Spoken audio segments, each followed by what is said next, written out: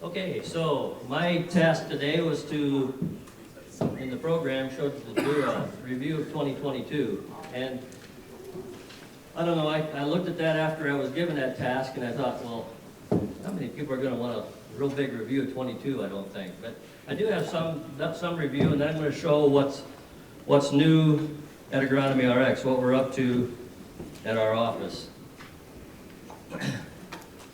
So if you look back at 22, it was somewhat of a late start this spring. Planting got started a little later than we normally do. There was some corn put in the ground in the Duncombe area, I know here, early April, like around April 10th, I believe. We had some pretty nice days. But just not very many acres got in, and then it turned cold on us, and then a little bit more planting started on the 25th through the 27th of April. And then we had quite a break due to some wet conditions, and then we started around May 10th again. And if you look at the charts here, this is just one field I chose in the area. And we got pretty cold after that middle of April. And then the rainfall came a little bit and it shut us down for a while. And then if you look at our GDUs accumulated, it took, some of that corn planted on April 10th and 11th, it took roughly 30 days to accumulate 100 GDUs after that early planting. So that corn laid there a long time. And then when we started again around the 10th of May, we had some 90-degree days in there.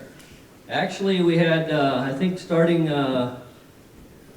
May 9th, I believe it was, we had 3 90-degree days within a 4 or 5 day period. So it took, that stuff planted early took 30 days to get 100-degree units accumulated. When the stuff planted May 10th, only took 5 days to emerge. So it's quite a difference. I don't know if everybody remembers that or not, but that's the way it was. So then it seemed like we were kind of behind, and it turned cool again somewhat, but then this is just some screenshots I had of, or some pictures I took of some of that early, this actually corn was planted sometime in that May 10th time frame.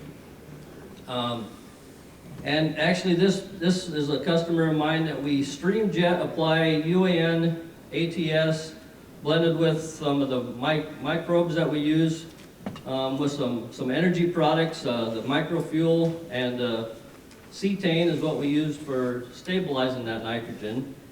And this picture was taken on June 14th, where we have really nice looking corn by the middle of June.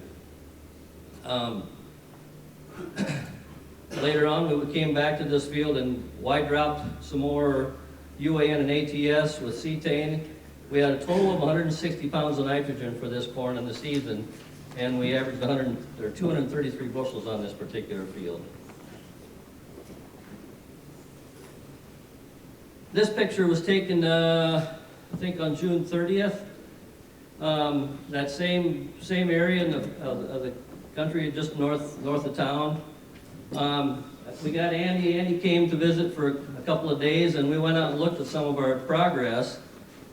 And some of these pictures you can see in the upper left, that was the neighbor's cornfield, which was just the regular conventional co-op program. And then the picture right below that, if we look at the width of the leaf, and this is my iPhone, it's one of the bigger iPhone 12s or something, it's a bigger one. But if you look at the size of that leaf, this was the same leaf up on the plant, the same growth stage. Look at the difference in leaf size between the two plants. We had much more of a bigger factory there generating energy for that plant. You can see Andy on the right side of Andy is our program, and this is just like the fence line, right down the fence line, and the conventional program on the other side. And then looking down the row, we had some pretty nice looking corn in June there. Again, we pulled some leaves from that same field and just laid them on the table, looking at the difference in size of the leaf. There's our little ruler there. It took 4 leaves to be the same width as 3 leaves on the Agronomy RX program corn plant. Oops. And then also was mentioned a little bit this morning about bricks. Bricks is a way to just measure the sugars in a plant, measure the energy in the plant. And actually you can see a difference in the bricks readings too, quite a difference, even though they're not as high as we would like them to be, but there was a difference in the energy in that plant. Here's another, this is Jeremy out looking at some comparisons with our in-furrow program, and we had several different recipes we put in furrow. This is one Jeremy was looking at on a corn-on-corn situation, side by side, the length of the field. You can see the difference in size from the tree on the left side with no treatment in furrow versus where we had our blend of BioGreen, MicroBoost, and Replenish in the furrow, and quite a difference in size of root structure and the plant. So the question comes, what did this bring to yield in the end? So the results of that in-furrow program, if we look at the no in-furrow program, we had a test weight of 58.8 pounds per bushel at a 17.3% moisture with 216 bushel per acre. With our in-furrow program right next to it, our test weight was 61.1, our moisture is 16.4, so almost a point drier, and it was almost 10 bushels better at 226.4. So we had a net of 2.3 pounds per bushel heavier, 0.9% drier in moisture, and 9.9% bushels per acre higher in yield. So that in-furrow program made quite a difference for that grower. That's just one thing they did too. So I'm going to stress a little later too, it's not just, I guess I don't see these biologicals and things that we're talking about today, and we'll talk much more about this afternoon, as any one thing is going to be the silver bullet. It's a program, and if you're going to try one thing and think you're going to see a huge difference, you're probably going to be a little disappointed. So this is another field with our in-furrow program on the left and the competitor's product in-furrow on the right. So you can see we have a little bit bigger root structure than the competitor in that case as well. We don't have the yield data on that one yet. Another one with no in-furrow treatment, and then our in-furrow treatment with the biology, with a blend of micronutrients in the furrow with that, and then some energy and some cetane. Quite a difference. There's soybeans with no in-furrow treatment versus our kind of a cocktail blend of our biology, our energy, and our carbon put in there.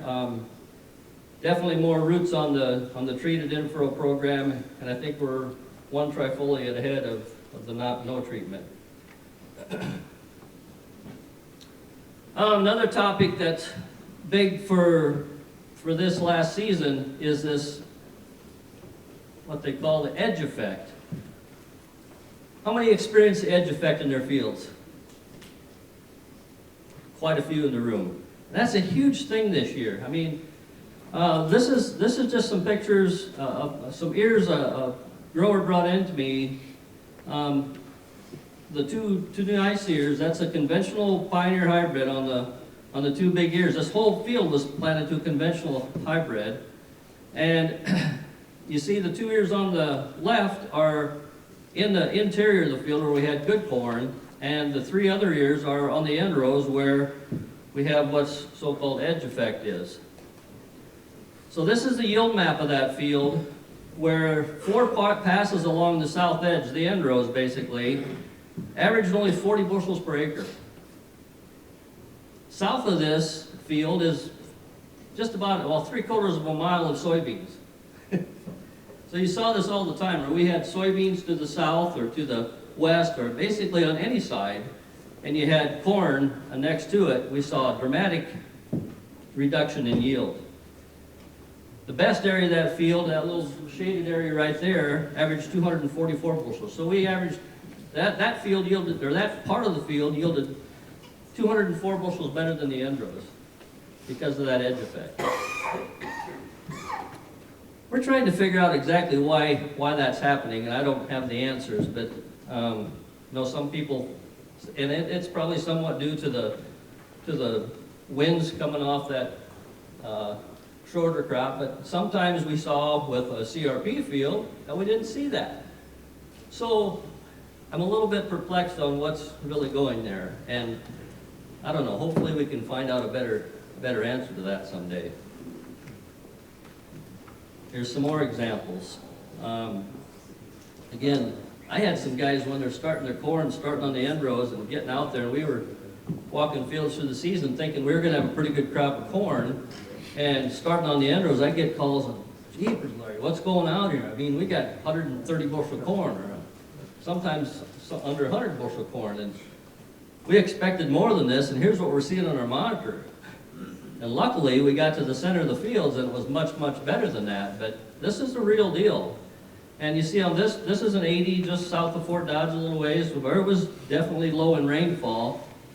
The field only averaged 168 bushels, but if you look at the center of the field where it's in the greens, we're over 200 bushels there. But just a lot of that field, it was surrounded in three sides by soybeans. And if you have a narrow field, say you had a field that's an 80 acres with in a whole mile, you only had a quarter mile wide, it's a tough situation. It really cost you in yield this year. So actually, some guys are actually talking to their neighbors, what are the plans are for next year's crops on the neighbors across around them. So trying to get the same crops in the same areas, and that's kind of a difficult thing to do as well. Another one, this one you can see on the, up here on the one part there's corn on corn, and the yield is good over there. Like, it's not showing up there, but you can see on the right hand side where there's corn next to it, you'll never taper it off, but all the other three sides were soybeans, and look what happened to the yield. Enough of that. We're trying to figure out a little more maybe what's happening there, but so then I just wanted to look at some of our foliar products, and when I talk about a system, I talk about the biology, different types of biology we can use, and then also looking at foliar feeding, which in the past I think has been kind of, we haven't seen such great results in foliar feeding, and I think part of that is due to the fact that timing is a big deal, water's a big deal, the water you're using to spray that with. Sometimes the timing, people don't like when I tell them that spraying this during the heat of the day probably isn't the right time to do it. And got one customer in the room I know that gets up early in the morning, like 4 in the morning, and starts spraying his foliar product. So that's the time when the plant is able to take in the nutrients and make a difference for you. This is just one example of a few I've got here. So this is an 80-acre field. You can see the edge effect again on here, but we had all the spray application data and looked at the field yield maps in the end of the year. This is a comparison of our foliar blend with our microfuel. That thing wants to keep going ahead on me. So it's basically a foliar feed program in the blue with some added minerals, copper, manganese, zinc, and then our Solus, which is our, it's got some potassium in it, but it's actually our ethylene inhibitor product, put up against what everybody likes to do is put their fungicide on, the big chemical companies, and we compared the two, thinking if we keep enough health in that plant, enough nutrition in that plant so it's not feeling stressed, we can do just as good as the fungicide, and we did here. We actually yielded 2.4 bushels better than the Miravis Neo in this case. There's another one. This whole field was treated with fungicide, but came out and later just made some passes of our foliar blend with our microfuel, and actually ended up with almost a 4 bushel advantage where they put the foliar feed at the right time on the corn. This is an example of going down the road. On the right side of the road is and it's a little bit harder to see, the colors aren't quite as vivid, maybe on the screen up above where you're looking, but no foliar treatment on the left-hand side, and our foliar program on the right-hand side in the growing season. Look at the deep green plant health that we had there. This is that same field. We had great plant health up until the frost. September 13, this is a picture I took. We had taken a little bit of silage out, and I went out in the middle and pulled some husks back and just had a great looking crop. In fact, this chopper that drove the chopper doing this said that's the best corn he's ever chopped. So that's a September 13 picture. This is October 8th. We came down to a temperature of 27 degrees for several hours one night. Wish we wouldn't have had that because we had several late hybrids that were really green yet, and I think it really took it shut that plant down. And you can see when you harvested, we had a lot of pink leaves, big coloration of the leaves, and there was a lot of sugar in them leaves yet that was ready to go into that ear that never got there because of the frost shutting it down.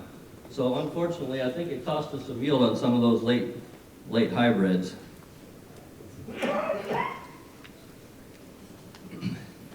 Here's a drive-by I did one day. Probably shouldn't have been videoing when I'm driving, but you can see the difference when this video starts. The corn that's dying off from the top and then going to the field where we have our program. Look at the difference in color. I mean, I could drive down the road all summer and know which fields we had put our program on, and had some pretty impressive stuff. Okay, then I'm going to switch gears a little bit, talk about nitrogen rates. I've been dealing with nitrogen and recommending rates of nitrogen for a long time. I've been in this business for, what, longer than I like, some 40-some years now. And nitrogen is always an interesting topic to discuss in the fall when people are talking about how much N is the right rate of N and what should I be putting on. I've been doing variable rate nitrogen based off of a large part of is organic matter, and not to say that that's an exact science, but I think there's some really good valid stuff behind that, and I think we should probably use more of that than we do. But I just had this example here. These are two of my customers. One is a fall anhydrous guy, and we've been using some lower rates of N, and he sees his neighbors putting on 200 to 220 pounds in the fall and thinking, man, I'm just nervous, I'm losing out on some yield. So he ended up putting 200 pounds of N on last year in the fall, and both of these guys are on our biology program as well. But I just wanted to we did some analysis on this, and so the top one is a 200-pound anhydrous in the fall. The bottom one is 160 pounds of N, split applied in the spring. About half of that goes on with the planter. The other half goes on with Y drops and some ATS. Both of them are using ATS or a sulfur program. Not the top one would be more of a dry program.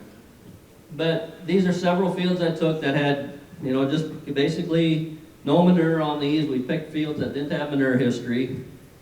And when you look at the analysis here, we had actually an additional 40 pounds of N yielded 3.6 bushels less on the average of all these fields.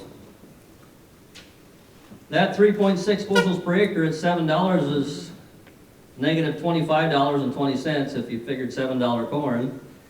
And that 40 pounds of N in anhydrous cost another $26.80 in dollars spent that really didn't make him any more money. So the net loss was $52 an acre. Have you analyzed any of this corn for trace minerals and other stuff, other than just looking at yield?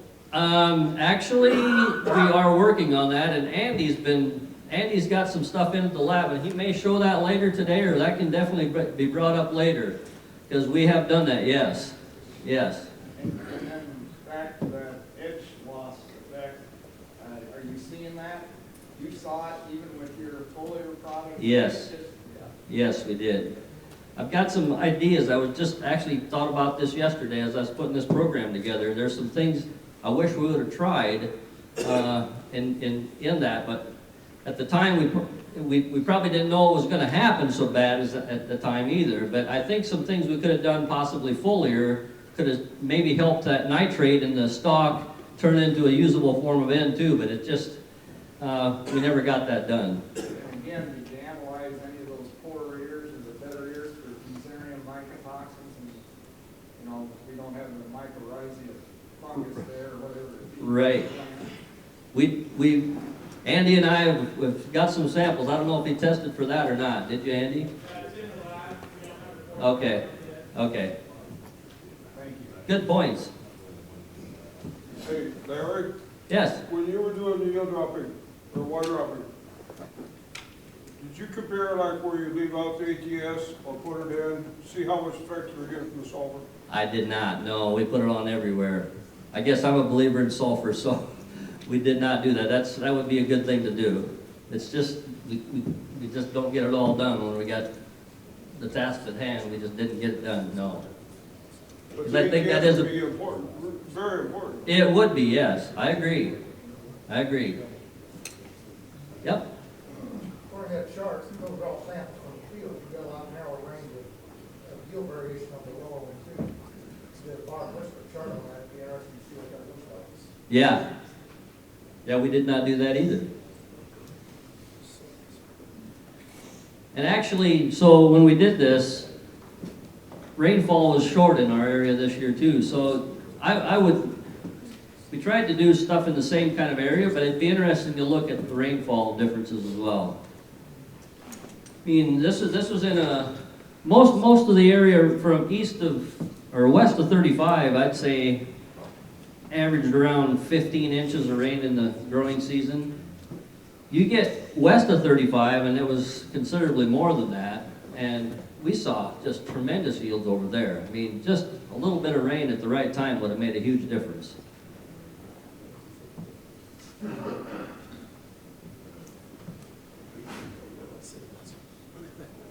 So if you look at the nitrogen use efficiency on that, it's, you know, I actually am shooting for, you know, we hear 1 or 1.1, we've heard that for years from the universities, and that book needs to be rewritten. We can do much, much better than that.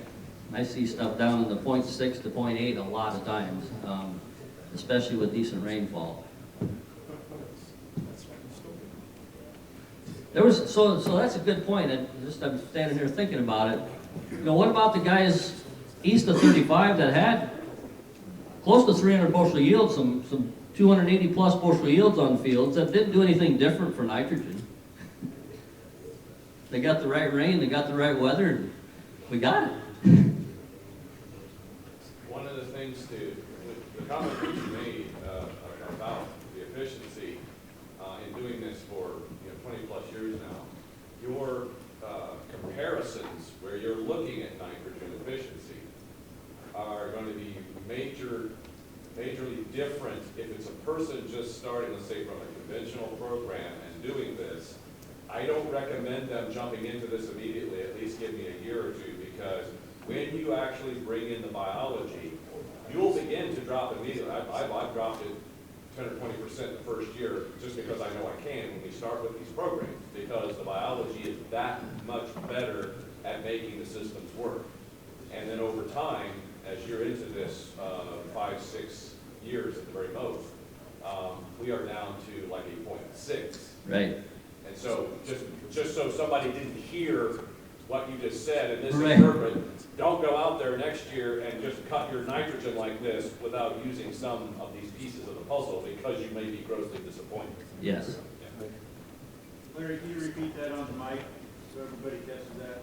Well, just if not everybody heard Dan with that. It's don't expect this to happen the first year. So if you this year use some biology for the first time, don't expect to see that N efficiency there right away. It takes a little bit of time to get your biology working in the soil for you. So, you know, maybe give it 2 to 3 years, and you can maybe go down a little bit the second year, but it's definitely there. And there's people in the room that have been on this program now for 5 or 6 years almost with me, and you can see differences in soils, and we'll talk about that later this afternoon as well too.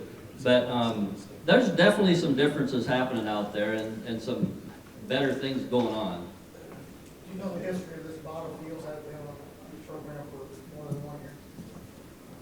The bottom, which one now? These are all individual fields. Oh, okay. These are all individual, so each one of these is a separate field.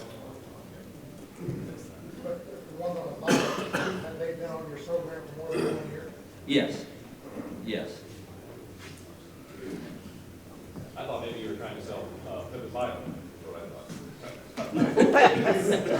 They aren't gonna see me selling Pivot Bio. Yes, George?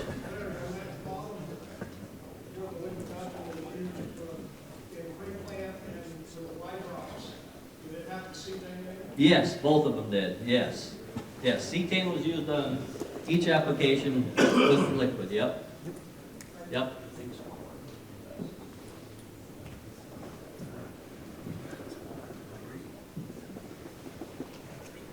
A little different topic of discussion is, it's a little bit hard to see on here too, but we talk, this is one of my growers that too, he's using foliar applications on his beans. This is about R3.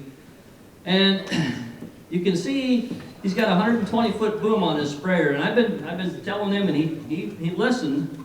Wanted to get him out there early in the morning before the frost or before the dew was off, and you can see exactly the picture on the left was right behind the sprayer. You can see where the wheels went, and you can kind of see where he sprayed over where the boom ended on the right side there. But then after he got around the field, you can see actually that foliar application he had made was actually soaked into the leaves already by the time he made it around the field one time. Can you see that line? So again, it's important. It was taking that nutrient right in at that point in time. So that's what we like to see when you're making a foliar feed operation.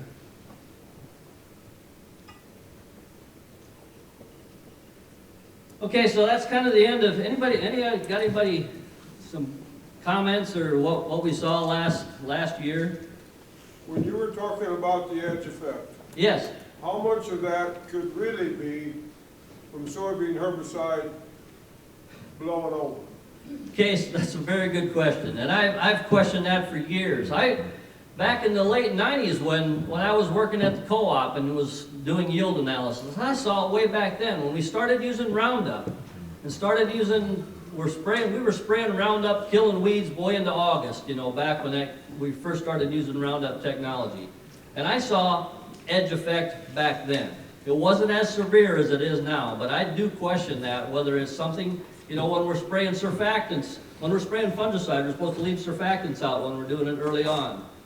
Is that having some effect? Even a surfactant blown into the cornfield, even though it's Roundup ready and isn't going to kill it, is it having some effect on our? I don't know. That's some very good questions. I wish I knew the answer. This edge effect drives me nuts. I've got a comment or two. Come on, Dan. We've been working very closely with Dan, and I got the utmost respect for Dan. And a lot of the foliars we're working with come from Dan, and I'm going to let him address that. I don't know what the beans were, if they were enlist beans or dicamba beans, do you know, around those fields? No, mostly enlist probably. Mostly enlist, okay. Because as a former seed company agronomist for years and years with Northrop King many years ago, and being trained to be one of the chemical people, I was actually a Cyanamid Tech rep in '87 when I got out. So between learning about Scepter and Pursuit and the sulfonylurea herbicides and all the other wonderful things that went along with them, that if I was like Rich, I'm always looking at bad fields, right? He's always looking at unhealthy people. I'm always looking at unhealthy crops. That's the way you get trained in this business. The herbicide point that you bring up is a valid one, because we have the impression that dicamba and 2,4-D can't hurt corn. That is not true. I have seen ears that look just like what you saw, the 3 stinking ears, all rolled down, bent up, gnarled, and I've seen perfectly wonderful ears with kernels that don't even form. Spots all over the ear. So I don't know what happened, but my suspicion is there are things happening in the early part of the season that are annihilating them. If you remember back when we did Accent and Banbell, which would show you ears that look just like that. We didn't have Accent, obviously, on soybeans. But the whole point is, we have to be very, very cautious about what the companies are actually putting into the chemical combinations. We're revisiting problems that look like potassium deficiency on soybeans. And all it is the fact that they've gone back to putting classic chlorimiron ethyl back into some of these programs. And we have people that are screaming, oh, we haven't put enough potash on because our beans are potash deficient, they're bright yellow and they're scorched. No, it's classic damage. So, as we start looking at all of these pieces, the edge effect, my suspicion, is going to revolve around chemistry. It's not going to revolve around the fact that, like, oh, there's just so much extra sunlight out here, it's just burning the corn up. No, it doesn't have anything to do with that. There are extra stresses that are happening. Of course, you realize in the younger periods of the life of corn, in the few early leaf stages, so much is being done with ear formation that you have to be very cautious about what blows in the wind, because small quantities of some of these products are working at parts per billion and parts per trillion. So you can't let them get anywhere near that corn, or you're just basically out of luck. I think another thing in that regard is soybean injury.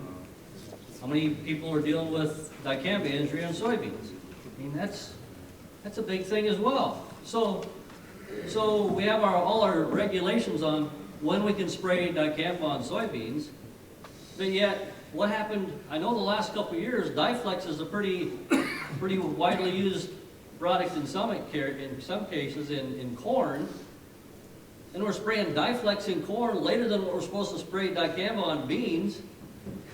You think that's any different? Go ahead. Maybe this is a stupid question, but, so your neighbor's putting whatever he's putting on there, and it flows into the water, and you're pulling your irrigation water out. I mean, I've tested glyphosate in water. Isn't all of it in the water, so aren't you watering with it anyway throughout the rest of the season? Well, we don't irrigate here, but If you are irrigating? I don't know. Yes. I mean, water flows. Sure. It flows downstream to your neighbor, to your house, to the water supply. I think it depends somewhat on the chemistry you're using in that case.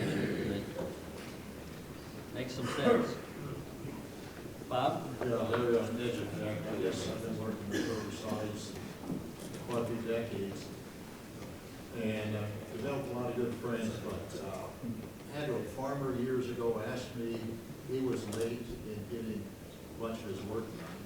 And he asked if it was possible and save 2 spray Liberty on some corn that was getting in the late V8 growth stage. He said, no, there's a surfactant in it that if you spray it on corn at that time, it screws up the metabolism of the corn plant and the health of the corn plant. So in most cases, a lot of the edge effect happened. The soybeans took forever to get any height on this year. So if you had that late soybean field, had to wait until it was big enough to spray, they sprayed it with Liberty. The corn by that time was V8, V10, and you could tell with the leaf crinkling, the shrinking of it, and the inner dead period that was the case. Now, the person that told me that was a good friend of mine. We worked on a bunch of projects together before he was with Bayer. He was with Rowan Pallon. And he told me that, and I still have his phone number. When I gave it to the insurance company and the farmer that had the drift onto, they gave Mark a call. He could tell them exactly what he told me, and the insurance always paid. Now, say years ago, there was a product called Scepter and Pursuit, And, well, Mike was heavily involved with that because he did the estimated yield loss by survey damage, but M-Site took a chance and they knew it was going to cause a problem on montmorillonite clay, low pH soils that we had in dry year. That happened, and a lot of guys just got nailed by it sometime. I had one farmer in northern Iowa, he put on a half rate 87 after he asked me about it coming out of church. I said, you put it on, it works great, but if it's real dry, it'll carry over.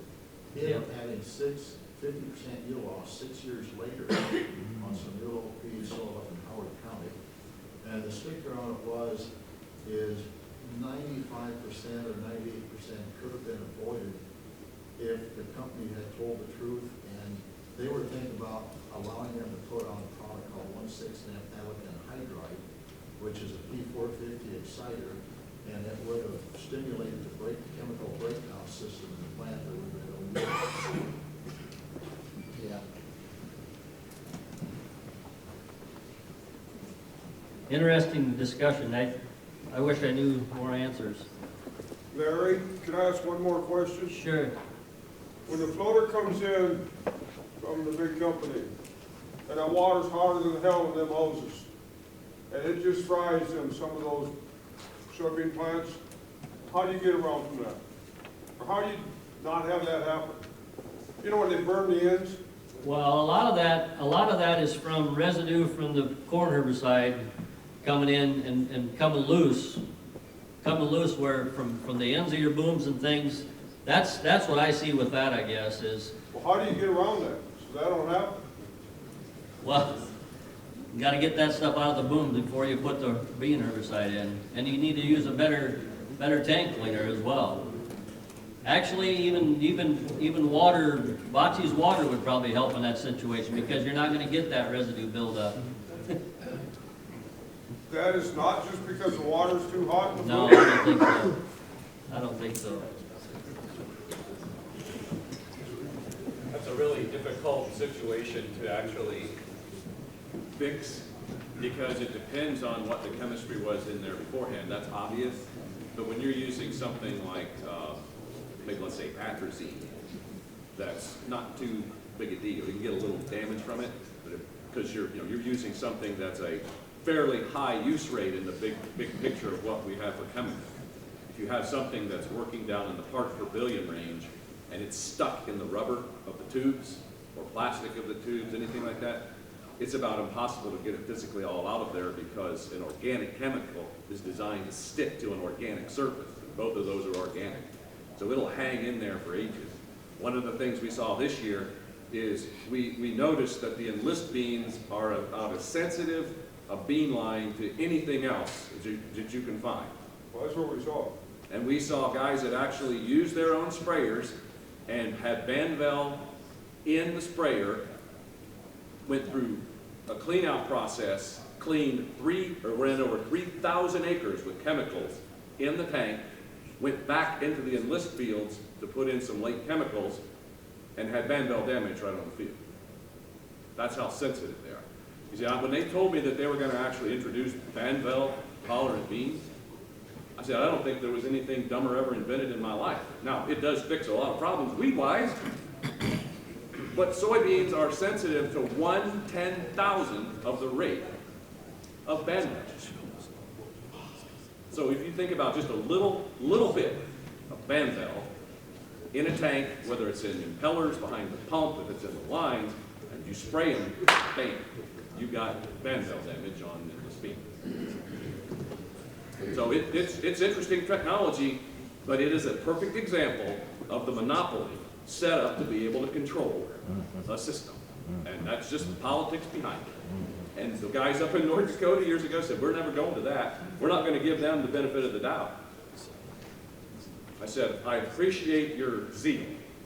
It'll take 1 year. And sure enough, the next year, what'd they say? I had to go put them in to protect myself. Monopoly won. Then if you were a judge and someone's trying to sue the companies that have created for extortion, you would really I would feel guilty squared.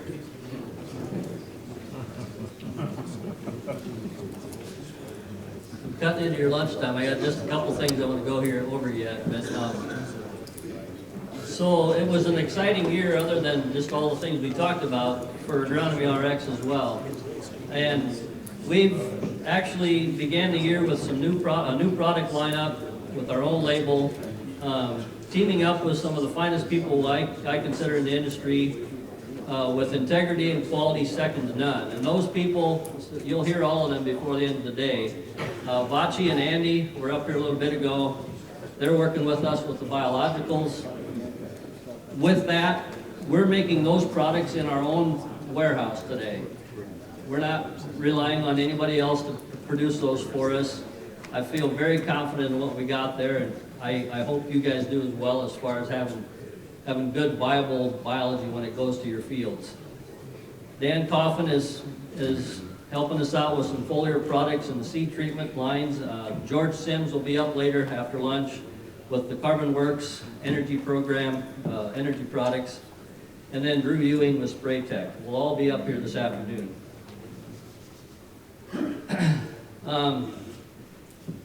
Vachi was up here earlier. I think the importance of good water is critical. Water is more than just a carrier in your spray tank. The extra stuff in your water can tie up active ingredients in your chemistry, as well as micronutrients in your foliar feeding program. So with our water systems, we're optimizing pH, oxygen, and the frequency are all critical. So how we're doing that is with the Personova and Replenish. We'll talk about those a little bit later, but this is in our warehouse today now. This fall we installed Vachi's system. This is where it comes in from the city water, comes through the softener and through the filters and through the RO system. And then it goes down to, we've got 4 2,500 gallon tanks now. The number 4 tank, which is the brightest stainless there, thanks to our Andrew, he's took a little polishing to do that one. But anyway, that's where our water gets activated. That activation happens through these tubes, and Vachi, this is I think the first 2 of these kind that were actually installed. And there's 60-inch tubes with Vachi's technology in those tubes, and it goes through them tubes. It goes through both of them. We circulate that water and get it activated.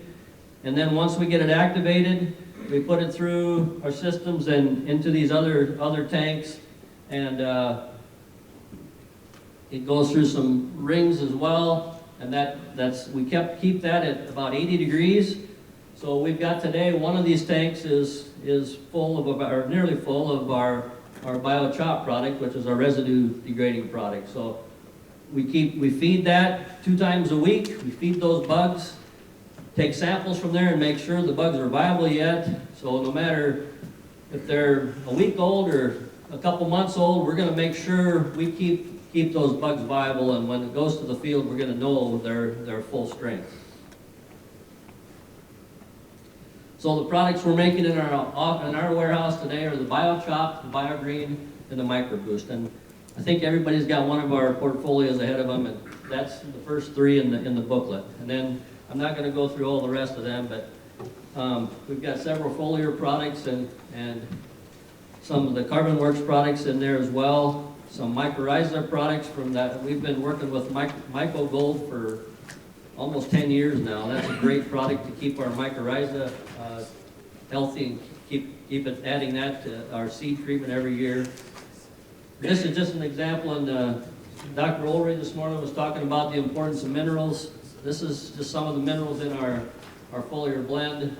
Some of the main ones he talked about this morning to help keep that plant healthy and fend off diseases and insects as well. So with that, again, I'm working into your lunchtime. Again, remember that the biologicals and foliars are part of a system approach. Let's not get too high expectations right away, but I think it's part of a system. We need to look at the whole system, not just one thing, and just some of the benefits up on the screen. Any questions before we go to lunch?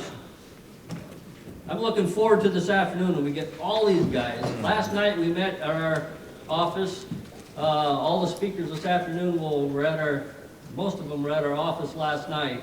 And we just, man, it's just a wealth of knowledge there, and I just thoroughly enjoy. I wish we could do that more often instead of just this once a year deal. But I hope we have a very good discussion this afternoon. Any questions? Thanks for coming.